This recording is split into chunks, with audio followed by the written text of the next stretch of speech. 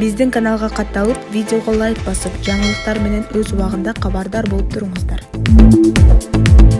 Башкы прокурор Жогорку кеңештен депутат Адахан Мадумаровду жоопко тартууга макулдук сурады. Бул тууралуу бүгүн Жогорку кеңештин жыйынында каралып жатат. Мадумаров бул боюнча өзүнүн пикирин айтты. Мен сиздерге комиссия түзгүлө деп сунуштайм. Талабы ушундай болсо депутаттык комиссия түзөлү. Бирок башкы прокурордун абийиринде болсун. Эртең башкы прокурор менен жок элем деген шылтоо айтат. Азыр чоң күчтөр пайда болду. Тез арада комиссия түзүп, адилеттүү чечим чыгарат деген ниет менен ишти уланталы, дейт Мадумаров.